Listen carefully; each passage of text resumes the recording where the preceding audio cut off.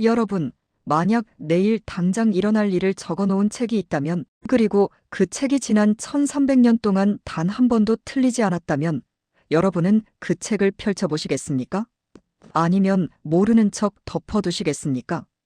오늘 이야기할 주제는 서양의 노스트라다무스보다 무려 900년이나 앞서 만들어진 동양 역사상 가장 위험하고 기이한 예언서에 대한 이야기입니다. 이 책은 단순히 미래를 맞히는 점술책이 아닙니다. 당나라 황실의 1급 비밀이었으며 내용을 본 사람은 처형당하거나 쥐도 새도 모르게 사라졌다는 전설의 금서, 바로 추베도입니다. 놀라운 점은 이 책이 당나라 시대의 일뿐만 아니라 20세기의 세계대전, 그리고 소름 끼치게도 지금 우리가 살고 있는 21세기의 상황까지 묘사하고 있다는 주장들이 나오고 있다는 사실입니다. 과연 이 책은 인류의 정해진 운명을 기록한 시나리오일까요? 아니면 후대 사람들이 교묘하게 조작한 가짜일까요? 오늘 저와 함께 그 봉인된 페이지를 한 장씩 넘겨보시죠. 첫째, 이 기이한 책은 대체 어떻게 탄생했을까요? 시계바늘을 1300년 전 중국 당나라 초기로 돌려보겠습니다. 당시 황제였던 당태종 이세민은 밤잠을 설칠 정도로 불안에 시달리고 있었습니다. 자신이 세운 이 거대한 제국이 언제까지 지속될지, 혹시 누군가에게 무너지지는 않을지 궁금했던 것이죠. 그래서 그는 당대 최고의 천문학자 이순풍과 관상가 원천강 2명의 천재를 은밀히 부릅니다. 짐의 제국이 언제까지 갈 것인지, 앞으로 천하에 어떤 일이 벌어질지 예언해보라. 황제의 명을 받은 두 사람은 주역과 오행의 원리를 이용해 미래를 내다보기 시작합니다. 그런데 계산을 시작한 이순풍이 무언가에 홀린 듯 붓을 멈추지 않는 겁니다. 당나라의 멸망을 넘어 그 다음 왕조, 또 그 다음 왕조, 수천 년 뒤의 미래까지 끊임없이 그려나가기 시작했죠. 옆에서 이를 지켜보던 원천강은 등골이 서늘해졌습니다. 이러다간 천기, 즉 하늘의 비밀을 너무 많이 누설하여 우리 모두 천벌을 받겠다고 직감한 것이죠.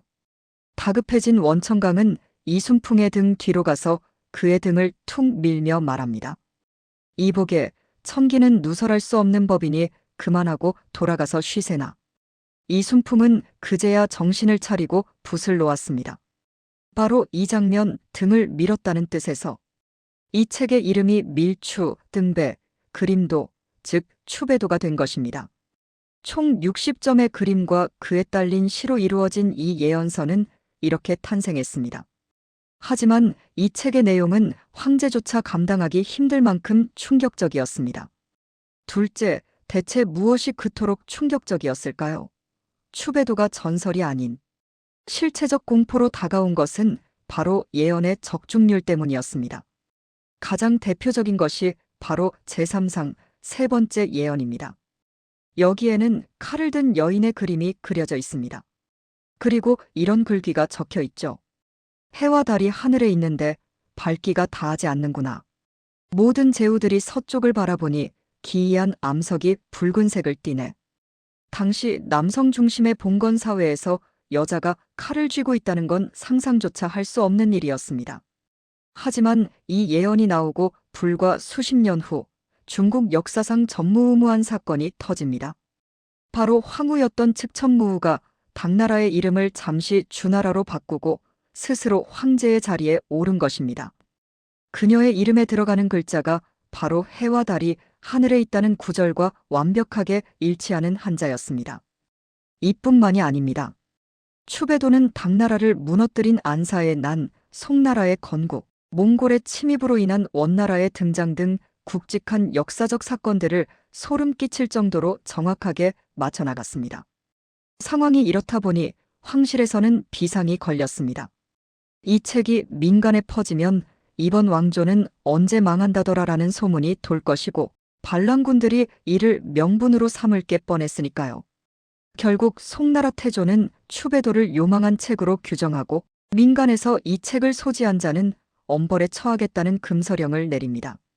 하지만 사람의 심리라는 게 참 묘하죠. 보지 말라고 하면 더 보고 싶은 법입니다. 금지할수록 추배도는 어둠의 경로를 통해 필사본으로 더욱 은밀하게 퍼져나갔습니다. 그러자 송나라 황제는 기막힌 꾀를 냅니다. 책을 전부 불태우는 대신 순서가 뒤죽박죽 섞인 가짜 추배도를 대량으로 찍어내 시중에 유포한 것입니다. 진짜와 가짜가 섞이자 사람들은 더 이상 예언을 신뢰할 수 없게 되었고, 그렇게 추배도의 공포는 잠잠해지는 듯 했습니다. 셋째, 추배도가 다시 전 세계적인 주목을 받게 된 건 비교적 최근의 일입니다. 과거의 역사야 끼워 맞추기라고 할 수 있겠지만 근현대사, 특히 20세기 이후의 사건들에 대한 묘사가 너무나 구체적이었기 때문입니다. 가장 유명한 논란은 제39상입니다. 그림을 보면 산 위에 새 한 마리가 서 있고 그 아래로 태양이 떠오르고 있습니다. 시 구절은 이렇습니다. 새가 산 위를 날지 않고 동쪽에서 떠오른 태양이 서쪽으로 기운다. 12월에 사람이 죽고 닭이 옵니다.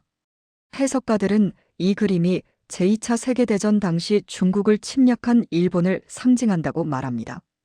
떠오르는 태양은 일본의 우길기, 그리고 산 위에 있는 새는 섬도자와 새 조자가 비슷한 것을 이용한 파자 풀이라는 것이죠. 더 소름 돋는 것은 닭이 운다는 표현입니다. 일본이 패망한 1945년은 을유년, 바로 닭의 해였습니다. 어떻습니까? 우연치고는 너무 절묘하지 않나요? 심지어 어떤 해석가들은 제45상에서 묘사된 두 무사의 대결이 2차 대전 당시 미국과 일본의 태평양 전쟁을 의미한다고 주장하기도 합니다. 하늘에 두 개의 태양이 뜰 수 없으니 하나가 떨어진다는 내용은 히로시마 원폭 투하를 암시한다는 것이죠. 물론 이것은 해석하는 사람에 따라 달라질 수 있는 부분입니다. 하지만 1300년 전의 사람들이 비행기나 원자폭탄 같은 개념을 몰랐을 텐데도 전쟁의 참혹함과 거대한 불기둥 같은 이미지를 그림으로 남겼다는 건 분명 예사롭지 않은 일입니다. 넷째, 그렇다면 이제 가장 중요한 질문이 남습니다. 추배도는 과연 우리의 미래, 2024년 이후의 세상에 대해 무엇을 말하고 있을까요? 많은 사람들이 추배도의 후반부 예언, 즉 아직 실현되지 않은 미래에 주목하고 있습니다. 현재 인터넷상에서 가장 뜨거운 논쟁이 되고 있는 것은 제56상입니다. 여기에는 입에서 불을 뿜는 병사들이 서로 창을 겨누고 있는 그림이 있습니다. 그리고 날아다니는 것이 새가 아니고 헤엄치는 것이 물고기가 아니다라는 구절이 등장합니다. 현대인의 눈으로 보면 이것은 영락없이 전투기와 잠수함, 미사일을 묘사한 것처럼 보입니다. 일부 음모론자들은 이것이 제3차 세계대전 혹은 그에 버금가는 거대한 갈등을 예고한다고 주장합니다. 동양과 서양의 문화적, 군사적 충돌을 암시한다는 해석도 있죠. 예언서에 따르면 바다와 강이 끓어오르고 하늘이 무너지는 듯한 소리가 난다고 하는데 이것이 기후위기로 인한 재앙인지 아니면 핵전쟁의 공포인지 의견이 분분합니다. 하지만 너무 공포에 떨 필요는 없을지도 모릅니다. 추배도의 마지막 제59상과 60상으로 가면 분위기가 사뭇 달라지기 때문입니다. 제59상에는 천하가 하나가 되고 악한 기운이 사라진다는 내용이 담겨 있습니다. 이를 두고 많은 학자들은 인류가 큰 시련을 겪은 후 결국은 대동세계, 즉 평화와 화합의 시대로 나아갈 것이라고 해석합니다. 마지막 60상에는 다시 이순풍과 원천강으로 보이는 두 사람이 등장합니다.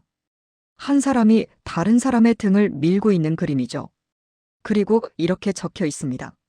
천수하늘의 운명은 짐작하기 어려우니 억지로 풀려 하지 말고 그저 등이나 밀며 돌아가 쉬는 게 낫겠다.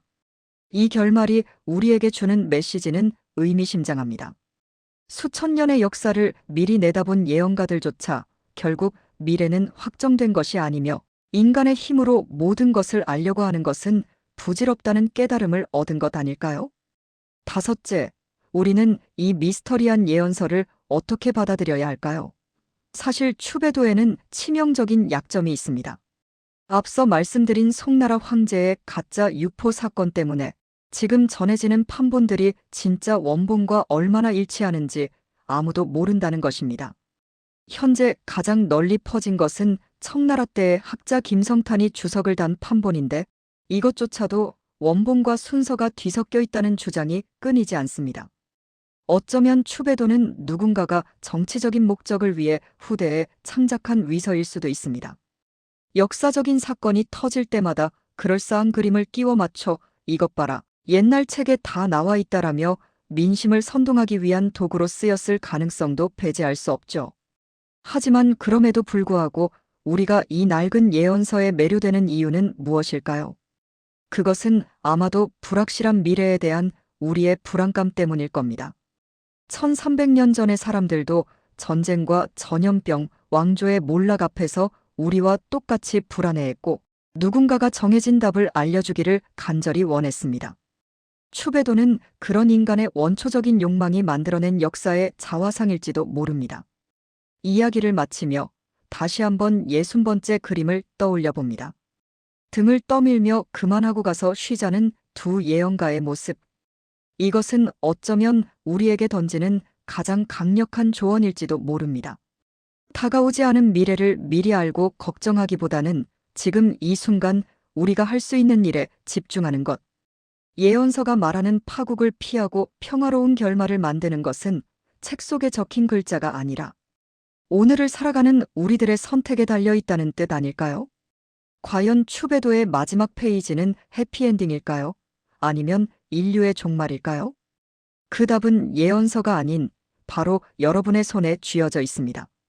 지금까지 역사상 가장 미스터리한 금서, 추배도에 대한 이야기였습니다.